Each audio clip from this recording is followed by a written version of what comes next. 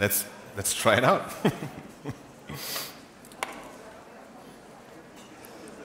Wir versuchen es einmal. Wir fangen jetzt an.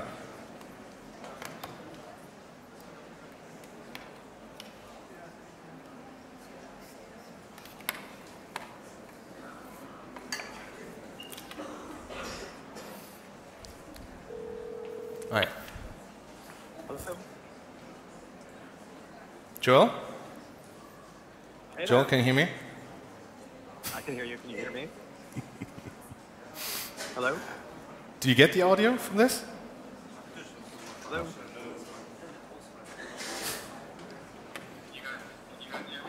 Oh, I can hear him now. Können wir eine Keule haben, bitte? Abnahme vom Telefon.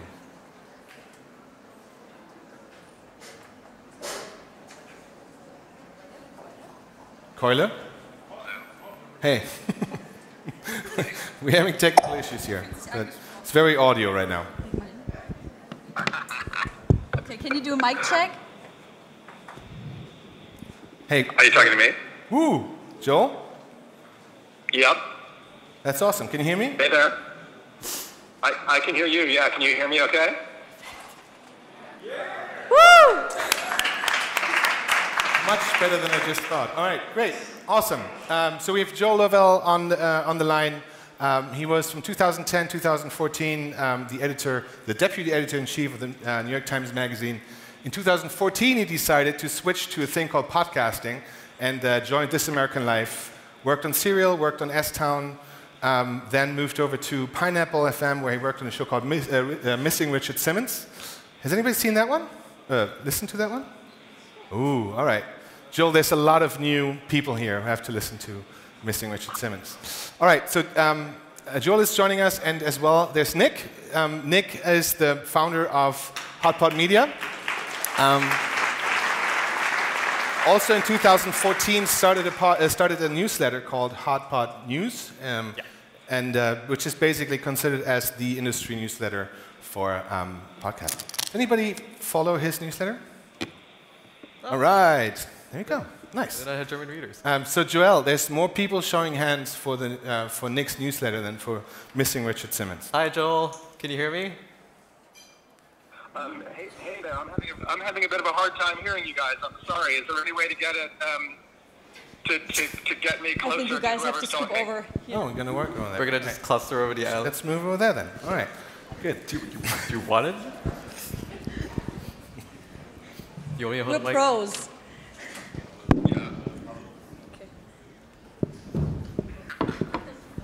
I'm just going to hold the phone. You hold Joel. All right, good. All right, let's. We lost some time on this one. All right, great. What we're going to do here today is basically talk about the golden age of podcasting, which everybody's talking about right now. But instead of just talking about it, we thought it would be fun to look at the path that led us to this golden age of podcasting, and look at a few of the milestones. Did I say look? Actually, listen to a few of the milestones that led to that path. So we're going to talk about a few of those, and to make this more fun, and because the audio and technology is working really well, we thought we'd make it a little bit more difficult, and we actually have 11 clips that we're going to hopefully share with you guys, and then discuss a little bit. All right, let's start, because we want to get going. I bring you back to a time which is basically 1995. This is 10 years before podcasting was even invented. And there was a show which started that year. 1995, Bill Clinton was president. A group called TLC was rocking the charts with Waterfalls. And there was a show on the radio called This American Life that started that year. So we have the very first episode, and let's listen to it. This is Ira Glass, who started this iconic show in a very awkward way, broke every rule that was possible to break, and this is still going on. It's a 1-hour show once a week, and it's still strong and very important for the industry, right? Extremely. Extremely. Let's start the first clip. Hey, Franklin? I'm ready. It's Ira Glass here. Oh, you're the MC on the show, Ira. I am the MC on the show, yes. Great. Ira? Ira, I-R-A. Oh, great. Now, hold on one second, Ira. Don't go there. Hello? Sheldon, call me after 3 o'clock. Got great news for you, Sheldon. Ira. Yes. So, listen, Tony, if the phone rings, take it in the back, and tell me. Then come out and tell me who it is. Just say Joe's being with a camera crew, just for about 10 minutes. We'll do about 5 minutes, 10 minutes, right, Ira? That's right.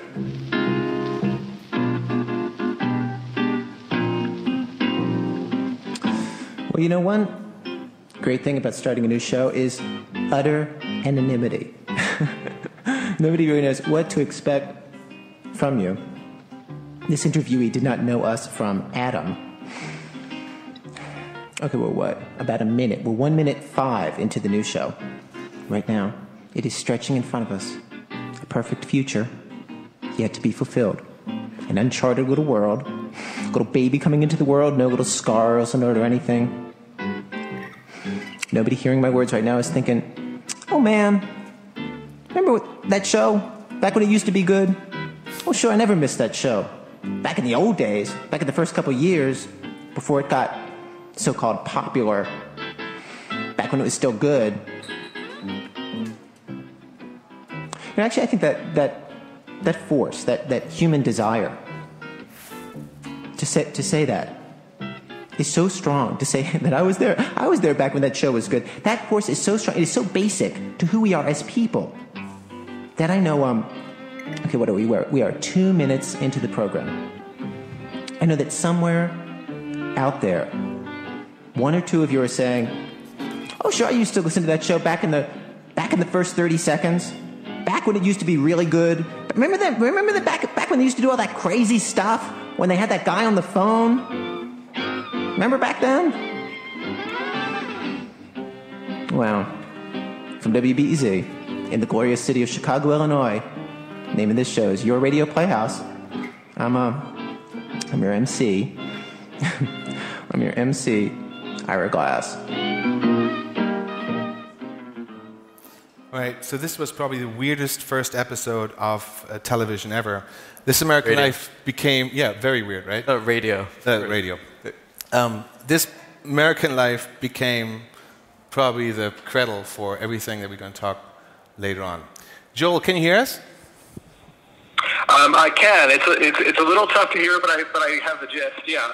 All right. So maybe we can hear from you just a quick thing about This American Life. Why was that so important?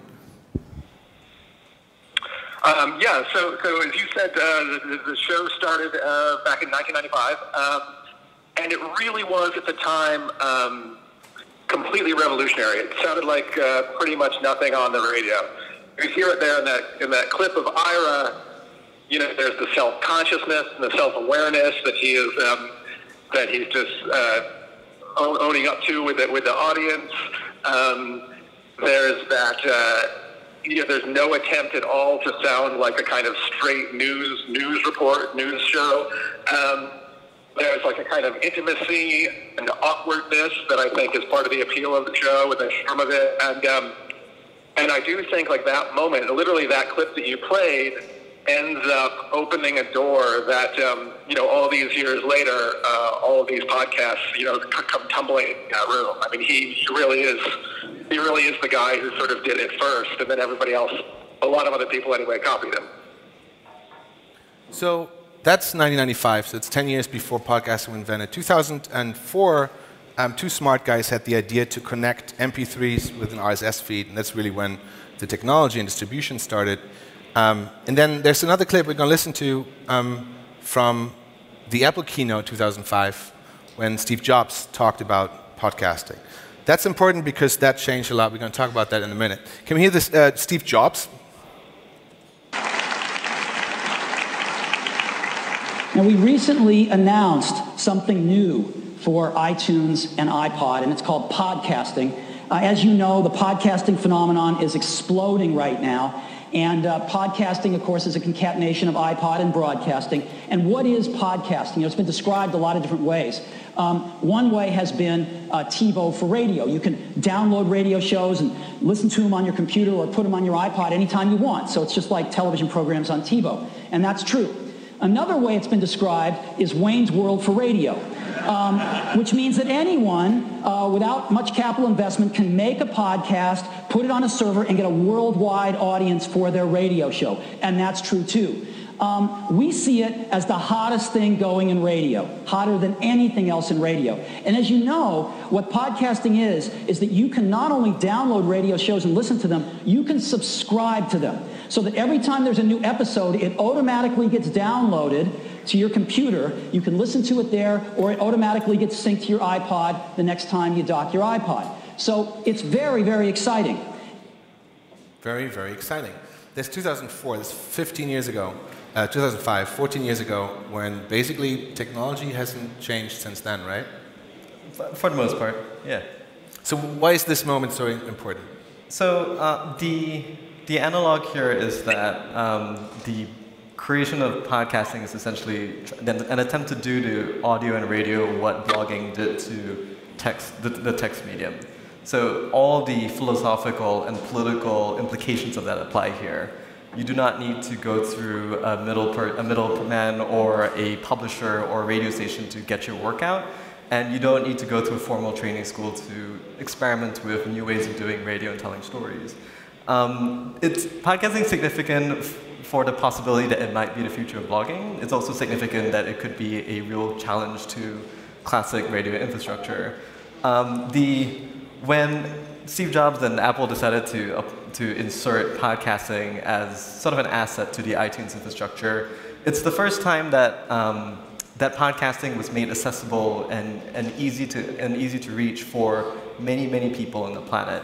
Previously, even to find, right? Come again? Even to find. Yeah, even to find. Previously, it's just this sort of niche, strange, doohickey internet technology thing that some people who really know how to use the internet can access. This is sort of the equivalent of, you started a small beer brewery, and now Walmart decided to distribute your beer. Finally, you have access to people and ways for them to access and find out that you exist. So that is no small thing. That was, I think, the first major pivot point for podcasting. So, Joel, I don't know if you can hear me, but we had a conversation about that too. The other thing that changed was that most of the people were listening to the podcast with iPhones, with earbuds. So they suddenly had a voice in their head that was telling them something. Very intimate delivery instead of radio in the kitchen, kind of listening to. Comparable, and you made the comparison that the only intimate place where you listened to radio before was in the car. That's a very American comparison because you're in the car a lot. But basically, you shut everything, the world out, and you just listen, you're alone with the voice of radio. And now, with the iPod, that changed, and everybody was listening on the bus, on the, everywhere to radio and to the voice of podcasting in their head, which made a very intimate kind of experience. The other thing was distribution, and Steve Jobs just giving a lot of attention, so the Walmart effect, right? That's one way to call it, yeah. Cool. So let's get into storytelling. Maybe you can help us a little bit to maybe categorize a little bit. So we want to talk about narrative podcasting in a bit, and you said, podcasting disrupted radio, and also disrupted blogging, or was kind of the extension of it? I wouldn't use the word disrupt because that's like a very tech bro implication to that, but it's definitely bringing something new to the table. The fundamental change is that before, to listen to anything on the radio, if you miss the first 10 minutes of any show, you just miss the first 10 minutes of any show. And that puts a handicap on certain kinds of storytelling, specifically linear, highly produced stories that relies on your knowledge of knowing what the first 5 minutes was in order to understand what the next 5 minutes was. So it's a very small affordance that allowed for this kind of storytelling to flourish, because people can access this information, access the stories on their own terms. And they probably can focus better because it's a story in their head. Absolutely. That was another thing there. All right. So 2005 was basically the technology. 2005 was Steve Jobs making it really big and accessible for everyone, put the voice into everybody's head. And then there was a bunch of players who entered from radio. So there was WTF, Mark Maron. There was people who left radio to kind of start with shows on demand, right? Yeah, I mean, that's the short version of it. In America, our public radio system works a little differently than yours. it's much poorer. There are fewer people, and they're paid very badly. But the result is sort of this generation of public radio producers, a very small number who have mastered or really excelled at this particular form, and have been working in this system for a very long time. But podcasting, a large part of the early sort of shows that were put out were shows that public radio stations decided to just distribute over podcasting and the internet. And that's in addition to comedians, early technologists, people who saw this as an extension of blogging. And so the early sort of catalogs were really mixed. It was sort of really this patchwork of different communities stitched together. Okay. Then there was 2008 something else that happened. It's kind of weird to look at that now. That happened so early. That's 11 years ago.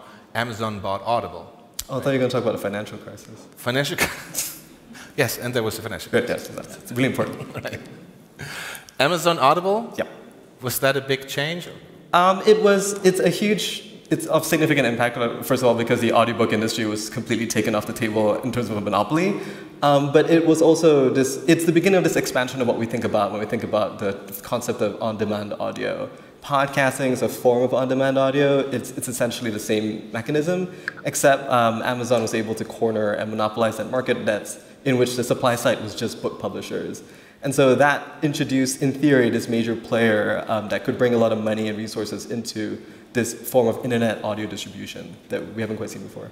You're going to talk about the industry side and the business side of podcasting tomorrow a little bit more. Yeah. Let's get back into storytelling. 2009, 2008, big jump, and the big year where you decided to change your career. Joel started to change his career, 2014. And there's one show coming out that year that we're going to talk about, which is Serial. Yeah. You want to talk about what Serial was a little bit? So who raised your hands, if you've heard of Serial before? Who has never heard of Serial before, and this is all just mystifying to you? Okay, great. So Serial is this podcast that was a spin-off of This American Life, and they essentially took one idea, which is, what if you could, sorry Joel if I'm completely misrepresenting you, sorry. If you could tell one story over multiple episodes, and it's a radio story. And that seems like a really small design innovation, but it's incredibly significant because for most Americans, radio, there was just no sort of serialized storytelling radio in a meaningful way. Serial was also the first major podcast phenomenon that made most people in any city kind of turn their heads and go, have you heard about this thing called a podcast? Have you heard of Serial? And essentially told a story. It's sort of a classic investigative piece in which this reporter, Sarah Koenig, is attempting to figure out whether this man who has been in prison, his name is Adnan Syed, whether he had actually committed a murder for which he was in prison for, or whether he was wrongfully incarcerated. And it was also an example of real-time journalism in the sense that the second half of the show was her still continuing to report this out, and we didn't really know, and she didn't really know how this ended. And it started a phenomenon. So let's listen to the first episode. Why is this important? So this show has been, in the first and second season, and we're going to talk about it in a minute with Joel, this show has been downloaded 340 million times. It's the biggest podcast in history and has changed everything. It became a real Game of Thrones water cooler kind of situation where everybody was talking about it. Let's listen to the first episode real quick. This is a global CalLink prepaid call from Adnan Syed. an inmate at a Maryland correctional facility. From This American Life and WBEZ Chicago, it's Serial, one story told week by week. I'm Sarah Koenig.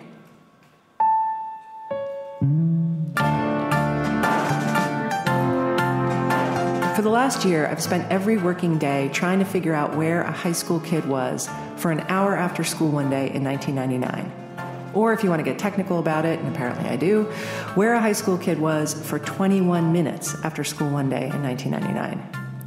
This search sometimes feels undignified on my part. I've had to ask about teenagers' sex lives, where, how often, with whom, about notes they passed in class, about their drug habits, their relationships with their parents. And I'm not a detective or a private investigator. I'm not even a crime reporter. But yes, every day this year, I've tried to figure out the alibi of a 17-year-old boy. Here's the case I've been working on.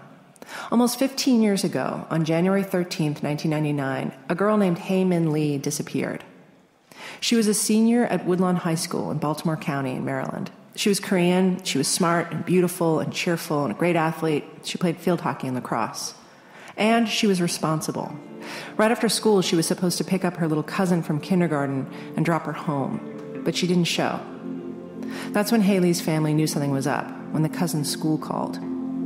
About a month later, on February 9th, Hae's body was found in a big park in Baltimore, really a rambling forest.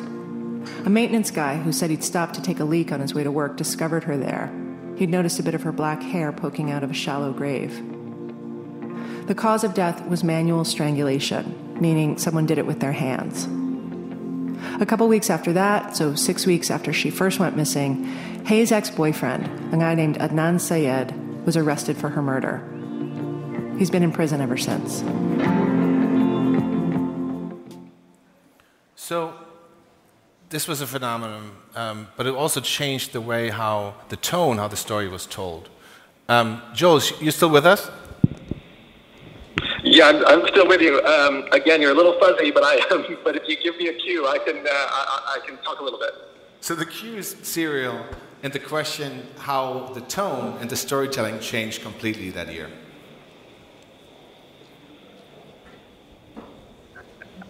I'm sorry, would you just say that one more time?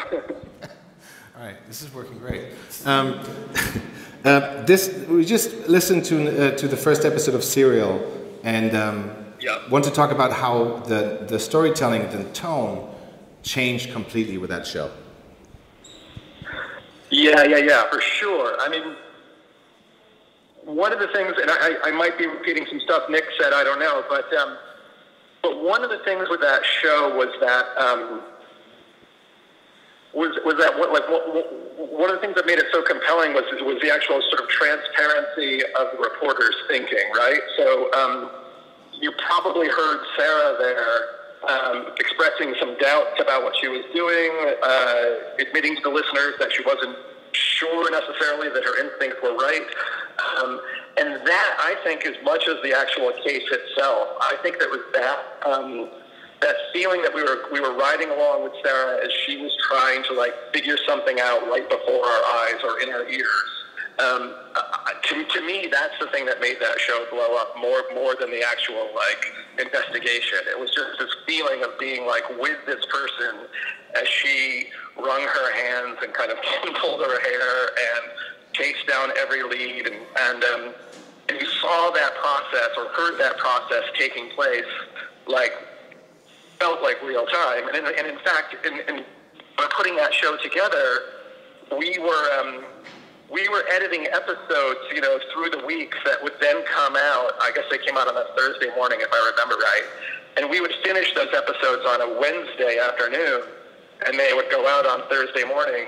And then we would have very little idea what the next episode was going to be for 7 days from then. So there really was an actual real-time aspect to the reporting. And you just heard all of that in a way that just felt super urgent and intimate. And you just hadn't, I think anyway, you hadn't heard anything like that before. And the tone about her doubting her own findings and doubting her own voice in her head, that was new, right? Because it was not really typical journalism that you heard.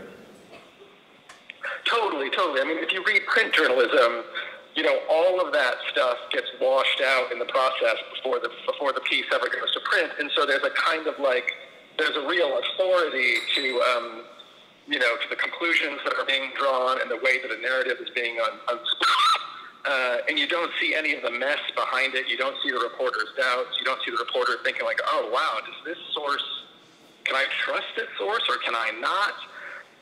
And can I even trust my own instincts here? The question, am I asking the right kinds of questions? All of that stuff gets sort of packed away, and then instead you see this kind of sort of nicely polished finished product. And this show, turned all of that inside out. What you were getting all of the time, week after week, was this person trying to figure this thing out in front of you and admitting to you that she didn't always know what she was doing or trust what she was thinking. And then that created an incredible tension between her and the subject of the story, too, Adnan, because, you could feel Sarah's natural inclination to like him and believe him, and you could feel the intimacy in those conversations that they're having over that prison phone line. And then as the show goes on, you start to wonder if she's being naive, and he starts to wonder if she's being naive. And there's a way in which suddenly she becomes like the least authoritative person in the telling of the story, which just from like, from a narrative point of view is completely fascinating. We have a little clip that is basically exactly that scene. That's episode 6, where she doubts. And again, the novelty here is that the journalist is doubting the process, is doubting her own judgment. And you see the whole process. Nothing is hidden. It's one-to-one. It's completely authentic. And it's full of questions. Can you listen to the clip real quick? I see many problems with the state's case. But then I see many problems with Adnan's story, too. And so I start to doubt him. And then I talk to him and talk to him and talk to him, and I start to doubt my doubts. And then I worry that I'm a sucker, then I don't know. That's the cycle.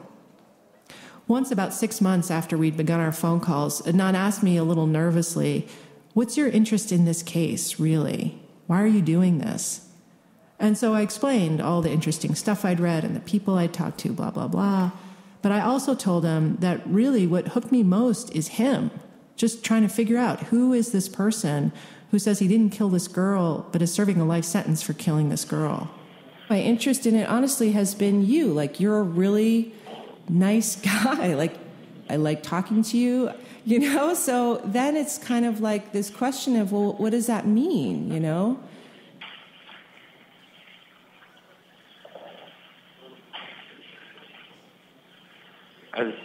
Yeah. Oh. I mean, you don't even really know me, though, Tony. You don't. Maybe you do. Maybe me, I don't. We only talk on the phone. I don't understand what you mean. I'm not. I mean, it's just weird to hear you say that because I don't even really know you. But wait, are you saying you don't think that I know you at all?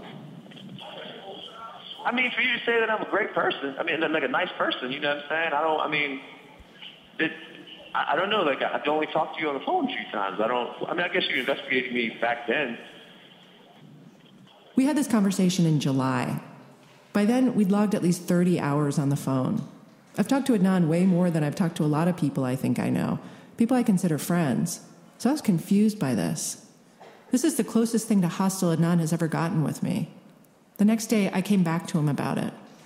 And so I was a little bit, like, taken aback, and I still, I guess, feel a little taken aback that, like, what do you think I don't know about you? Well, to be honest with you, I feel like I want to shoot myself if I hear someone else say, I don't think you did it because you're a nice guy. No. So I guess you wouldn't know that, but I've heard people say that to me over the years, and it just drives me crazy. I would love to hear someone say, I don't think that you did it because I looked at the case and it looks kind of flimsy. I would rather someone say, but no, I think you're a jerk, you're selfish, you're a crazy SOB. You would just stay in there for the rest of your life, except that I looked at your case and it looks, like a little off, like something's not right. I understand this. Being a nice guy doesn't count as exculpatory evidence. And if I'm going to spend a year figuring out that he's a nice guy, I might as well piss off. Point taken. Maybe we need some experts on this job. Next time on Serial.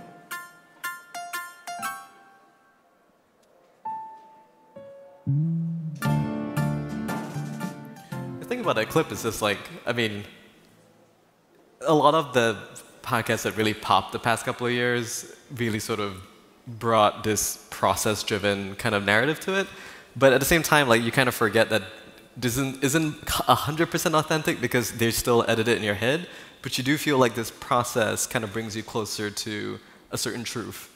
And I think that was like one of the things that felt so potent about this show is that, like, a lot of ways journalism and reporting is performed truth, which is to say that it's a form of bullshit, but it's like closer to not bullshit than it is. And like there's something about it that was just really, really powerful about that show, for sure. Plus, again, if you listen to those 30 hours that kind of get condensed of her talking to him, who spends already had spent 15 years in prison, right? And they're always on the phone, and it was an intimate moment, and you hear it in your headphones, and you kind of witnessing it. It's almost voyeurism in a way, right? But it's completely, and that hooked people like crazy, right? Absolutely. 340 million downloads. What did that mean, 2014, for the industry? Was that the moment where it became an industry? Well, there had been an industry before that moment. That should be sort of really clear. There's like a narrative that like sort of podcasting didn't exist before Serial, which a lot of other people in the podcast industry would argue against. Between 2006 and 2014, there had been a very small community that slowly but steadily grew over the years. And among those years, there were various companies that tried to make money off it to varying degrees of success. By 2014, there were two things that had already happened. One is there was this first wave of podcasting, so stuff that felt a lot more like audio blogging, and a lot of sort of hobbyists and comedians trying out podcasts to extend your personal platform. But then, there was a company called Audio that was started in order to like facilitate more podcasting. They couldn't find much traction, so they pivoted and became this company called Twitter. And there was a generation of newspapers that tried to make their own podcasts. Most famously, the New York Times had a podcast called The Front Page, where an editor would be reading out the front page and giving it away for free. And they just didn't know how to make money off it because it was still a feeling that there was an audience on the way, but there were a lot more people on the supply side. And then 2008 happens, and the financial crisis completely flushes away most of these people. But there were some core podcast publishers that stuck around and really tried to build an industry. So by 2014, there was a couple of companies buying and selling ads, and they were generating like a bunch of ad revenue, but it wasn't significant. Serial was the first time it kind of turned the heads of a lot of people who ran advertising budgets, and a lot of people who ran investment budgets, when we kind of go, oh, there's this medium here, and this medium is really potent and powerful, and there's a lot of these other podcasts that have these really strong communities. Maybe I should put my money into that. And in many, many ways, we're only beginning to see the effects of 2014 right now in 2019, because it takes like 5 years for a cycle to play out.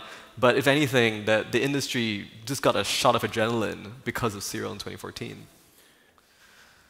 Joel, that was also the year when you decided to leave the New York Times and leave a very prestigious job in print journalism to kind of get on that new thing, podcasting, narrative podcasting, and This American Life, where Serial was produced and created. Can you talk about that decision? What did you see 2014? Yeah, sure. I mean, I would love, in retrospect, to claim that I saw the sort of change in media landscape and made a very thoughtful decision. But I was the deputy editor of the New York Times Magazine here for about 5 years. And then I got a call from Ira Glass, who you heard at the beginning of this conversation, and he said, "Look, we're working on this. We're going to spin off this new show as a podcast, Serial, and we need somebody here to be an executive editor for the show. Are you interested?" And at that point, just personally, I felt like I'd been a magazine editor for about 20 years, and I felt like it just seemed like a sort of exciting change of pace, to learn something different that I hadn't done before, and to get into a situation where I felt a little uncomfortable and had to learn stuff fast. And then, so I got there, This American Life, and what might be interesting for our purposes is that the expectations for Serial before that show launched were really, really humble.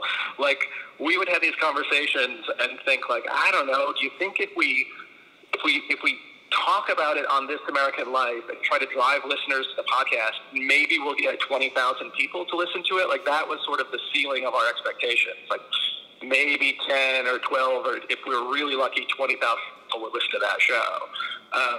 So there was no expectation whatsoever that it was going to blow up in the way that it did. And then that same time, that same year, when Serial kind of grabbed the entire attention of the podcast listening world, that's the same time that This American Life, which had been a radio show now for nearly 20 years, This American Life podcast listeners, the number of podcast listeners overtook the number of people listening to This American Life on the radio. And so I don't know exactly how those things are related, but it felt like a real sea change at that moment. And for me personally, I was just sort of somewhat lucky just to fall into it at the time, because Ira called and I thought, oh yeah, that would be a cool job. I just want to say one other thing too, if you don't mind, about that clip that we were just hearing.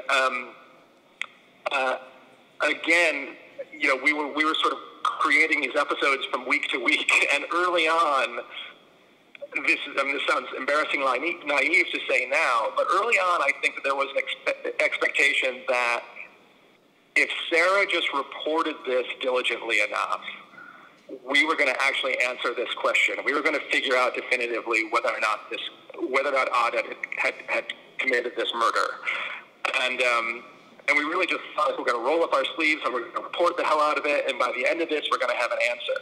And then about 4 episodes in, it became very clear, A, that we weren't going to have an answer, and B, that there was a conversation now going on around the show you couldn't control whatsoever. Other people were investigating. There were lots of strong opinions about the ethics of doing the show the way we were doing it.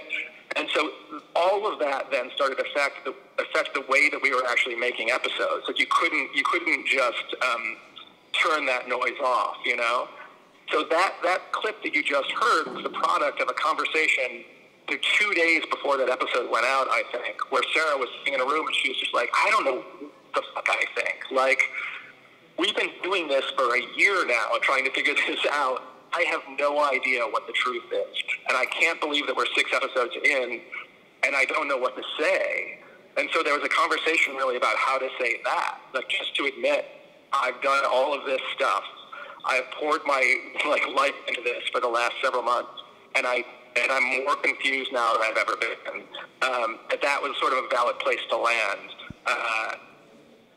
Which again, this is related to what we were saying earlier, this idea of sort of like admitting your doubts and speaking with some self-awareness was part of the attraction, I think, of this. Nick, that same year you started your newsletter to basically cover the industry. Did you see that the industry was then evolving, or what? Were you a fan, or? So I started a newsletter 5 years ago because I was really bored at my job. And that I was really interested in this thing called podcasting. When I started a newsletter, I had assumed that there was a big business behind it already, and that it took me a couple of weeks to discover that it was actually a bunch of people trying to figure out how to make money, and they were just making these things first. And they were putting stuff out, and they were just going to figure out the business model afterwards, which in many ways is the story of the past 5 years. And where different publishers have figured out different business models in their own terms. But it's been really wild to watch it grow from the ground up almost, because the past 5 years, it has not been it has only recently occurred to me that it has been an extremely different 5 years compared to the 10 years that came before it. And I think you could definitely peg it to that moment. Joe was talking a little bit about the discovery on the internal part that This American Life was getting more podcast listens than on the radio. There were a couple of other shows that also had that dynamic play out. WNYC has this really popular podcast called Radio Lab that was also a radio show that started out as a radio show, and they saw their downloads surpass broadcast audiences pretty early on, around that era. Same 2014. Around 2013, mid 2014, and so there was this moment where there's something about that year, and then there was something about that show that just kind of sparked a whole bunch of hits to turn, and it sparked a phenomenon. The thing I keep wondering is that if Serial wasn't about a true crime, essentially sort of in that genre, would it have been as popular? And I think it still would. I think the case might not have mattered, but I think the style that it approached it and the level of quality that they approached it with, I think they would have triggered the exact same thing. So the same year, 2014, one of the guys from This American Life kind of used his approach and also the tonality of full transparency and kind of his doubt and everything to start another company, a spin-off called Gimlet Media. And he started a podcast called Startup, which basically is the very transparent and completely doubtful kind of process-driven of how to start a company. Yeah, how to start a company, and all the doubts he has, and all the things he has. We're going to listen to the first episode. The interesting thing about it is that 5 years later, he sold his company for $230 million to Spotify, and kind of changed the infrastructure of everything again, just about half a year ago, when that happened. You're going to talk about that a little bit tomorrow. But we're going to listen to start up first episode real quick. And again, our theme that we're kind of repeating here is, since 2014 Serial, there's a new way of journalism or podcast that is intimate, transparent, honest, or at least perceived honest. More honest than looks more other honest. Forms. I mean, feels more honest than other forms. Feels more honest and authentic. That kind of seems to be the driving force behind at least the narrative podcasting thing we see. Let's listen to this clip real quick. I'm Alex Blumberg, and for a long time I was a producer at the public radio show This American Life, and also the co-creator of a podcast called Planet Money, where for years I reported on business and the economy. It was a great gig until I decided to do something rash. I decided to take what I learned from reporting on other people's businesses and start my own business. Are you meeting someone with money? This is my wife Nazanin, early one morning a couple months ago, stopping me as I was on my way out the door to do something I'd never done before. Meet a guy who works at a venture capital firm and try to get him to give me money to invest in my business, a podcast business. I love podcasts. I love making them. I love listening to them. But there's all kinds of podcasts out there, from a couple people talking around a mic to the kind that I make and that I have a particular soft spot for, which focus on storytelling and journalism. Those podcasts, they take way more money and resources and time than the other ones. And probably because of this, there aren't that many of them. To me, it seems like there aren't enough of them. It seemed like someone should come up with money to invest in making new shows like these and come up with a theory about how those shows could be profitable. I kept waiting for someone to do that. And then came this thought, a thought that's gotten a lot of people into a lot of trouble. The thought, well, I could do that. You don't like these tennis shoes? No, they're fine. At a certain point, I realized starting this company, this is a story a business reporter like me would have killed for, with behind-the-scenes access to all these embarrassing details that never get reported. Like, for example, when you're about to make your first ever pitch to an investor, how do you dress? Business formal? Tech casual? My wife took issue with my shoes. They're fine. There'd be a higher chance that he's going to give you money if you're not wearing running shoes. Do I think that's true? These are the only shoes that I can wear that my feet don't hurt. So yes, you are listening to the first episode of a podcast mini-series I'm making about the starting of my podcast company. Meta, I know. I've been recording pitches to investors, difficult negotiations with my co-founder, tense conversations with my wife. I'm calling this mini-series Startup. It'll be 6 to 8 episodes or so, airing roughly every other week. And I'm in the middle of things right now. I have no idea how this all ends. What I do know, we have a 2-year-old and a 4-year-old. My wife has a demanding job where she works till 11 o'clock most nights a week. I'm leaving a full-time job with a good salary and benefits for an uncertain future. Our plan, if you can call it that, is to spend down our meager savings, go into debt, and hope it works out. I have a lot of anxiety. Nazanin has a lot of anxiety, which is all focused at this moment on which shoes I should wear. I don't know, you think these look better? So it worked out well, right? We didn't know that at the time. So this was another example where basically it was about intimacy, it was about the inner monologue, the doubt, everything. Yeah, again, it felt closer to the truth of like a real human experience, which is, I think, the thing that kind of links all these shows that you're talking about together. And it's not insignificant that Alex Blumberg used to work at This American Life. He was a long-time producer there. And around 2008, 2009, he worked on sort of a collaboration of NPR, reporting on a financial crisis, and that show would eventually become a podcast called Planet Money. Right, yeah. And it's like you could tie a lot of threads of narrative podcasting and its successes back to This American Life. There's like a generation of people that either worked for them or are deeply inspired by them who are now off trying to figure out this money side of the equation. So another example was with a similar, like probably some kind of spin-off from This American Life, and again a different approach to journalism, was The Daily. And when The Daily started in 2017, it was right after the election of Donald Trump, and everybody was kind of just shocked and shell-shocked, and they said, well, we need a different and more honest way to discuss the news. and they started the Daily. That was, again, something that was a new tonality, right? Right. Again, it's sort of, for people who haven't heard the Daily, it's hosted by a longtime Times journalist named Michael Barbaro. He sort of came up through the newsroom. And he's essentially the voice of the Times in that situation. But it's also a voice that's not a voice from God. It's not a top-down, this is what happened today. It's more of an inquiring voice. He brings in reporters who are working on the bigger stories, and he sort of represents the audience in asking the journalists a bunch of questions, but is also feeling the news. And that's like it's sort of the part of the Daily that makes it really work, is that he helps you, or the show helps you emotionally process the news, which is something that I don't think a lot of sort of journalists think about their work doing. It's one thing to give audiences, this is what happened today, this is a really bad thing, this is why it's a bad thing. But it's another thing to sort of get the audience to go like, I'm gonna help you feel that this is bad. Like, let me help you feel that this is an important moment in time.